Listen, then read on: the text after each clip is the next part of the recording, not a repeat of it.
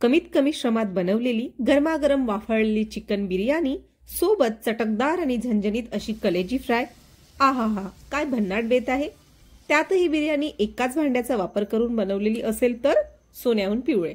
म्हणजे कसं, भांड्यांचा फार पसारा नाही आणि पोळ्या लाटायची झंझटही नाही। तुम्ही हॉस्टेलला राहणारे असाल, बॅचलर असाल, स्टुडंट असाल किंवा गृहिणी जरी असाल आणि एखाद्या दिवशी खूप जास्त स्वयंपाक करायचा कंटाळा आला असेल, पोळ्या लाटत बसायची इच्छा नसेल किंवा कमीत कमी वेळेत चमचमीत चटपटीत काहीतरी खायची इच्छा असेल तर आजची रेसिपी तुमच्यासाठी उत्तम पर्याय आहे। नमस्कार मंडळी, स्वागत आहे तुमचे यामीज कुकिंग खानदेशीमध्ये। तर झालं काय, अचानक घरी जेवणाच्या वेळी पाहुणे आले। त्यांना थांबायला फार वेळ नव्हता, तसंच गोडधोड जेवायची त्यांची इच्छा सुद्धा नव्हती। मग फक्त 15 ते 20 मिनिटात तयार होणाऱ्या या बिर्याणीचा बेत आखला।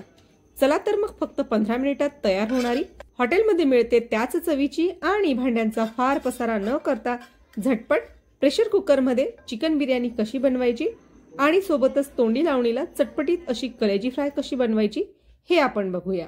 तुम्ही जर चॅनलवर नवीन असाल तर सबस्क्राइब करायला विसरू नका आणि रेसिपी आवडल्यास लाईक आणि शेअर सुद्धा नक्की करा। तर मी इथे अर्धा किलो चिकन आणि पाव किलो तांदूळ या रेशोमध्ये चिकन बिर्याणी बनवणार आहे। तसेच पाव किलो कलेजी फ्राय बनवणार आहे। तर मी चिकन आधीच स्वच्छ धुवून ठेवलेले आहे।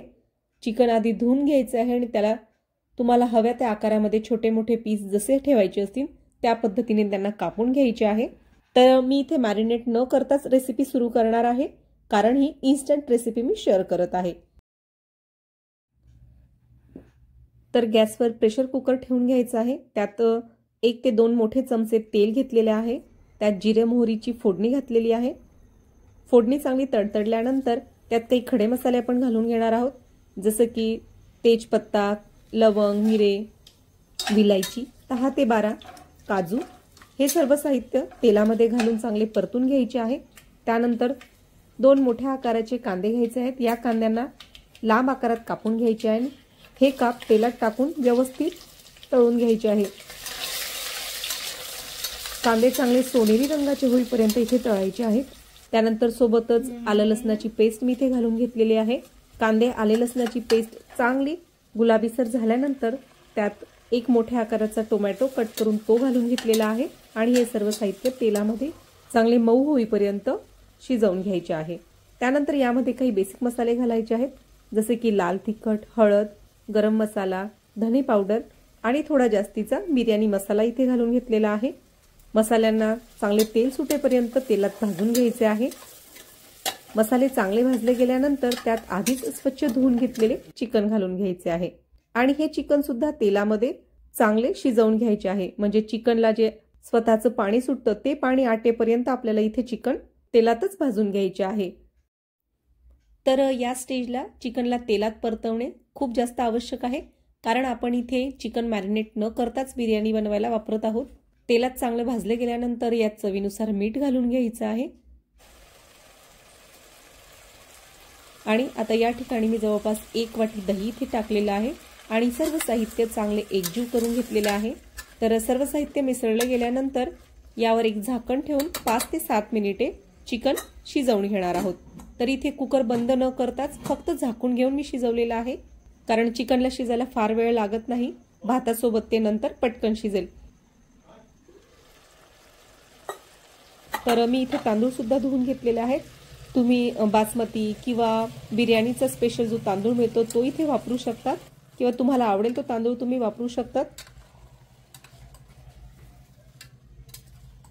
तांदूळ घातल्यानंतर त्याला व्यवस्थित परतवून घ्यायचे आहे आणि त्यात गरजेनुसार 1 ते 1.5 ग्लास पाणी मी इथे घालून घेतलेलं आहे।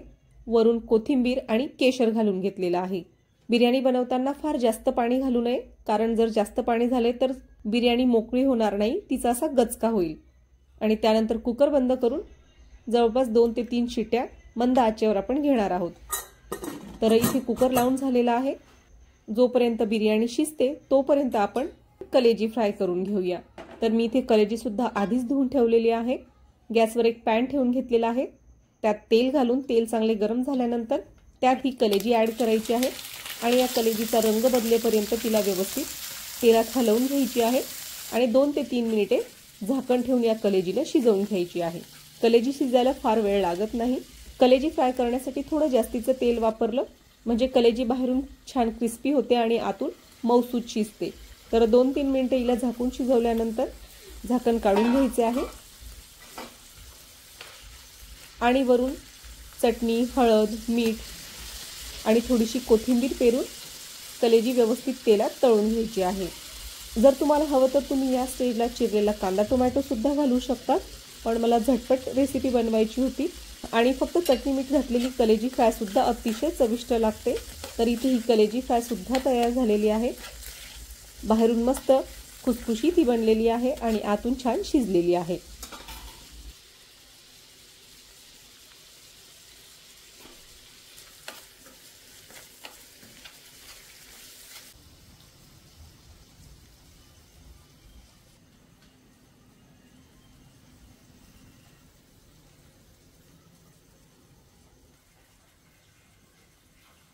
आणि आता आपण इकडे दुसरीकडे पाहूया। आपल्या बिर्याणीला सुद्धा 2 ते 3 शिट्ट्या झालेल्या आहेत।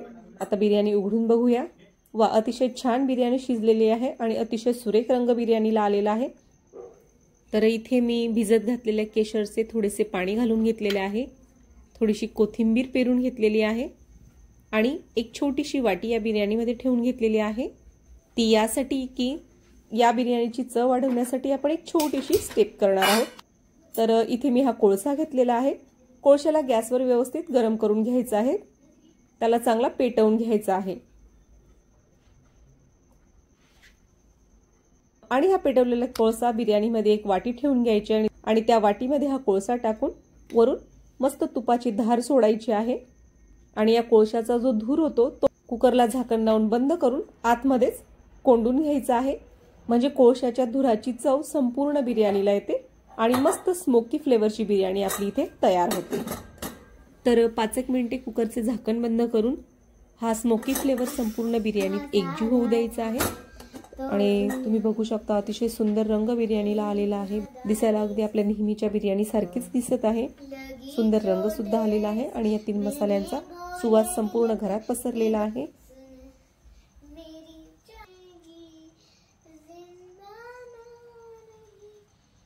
चला तर मग आता पटकन गरमागरम बिर्याणी वाढून घेऊया।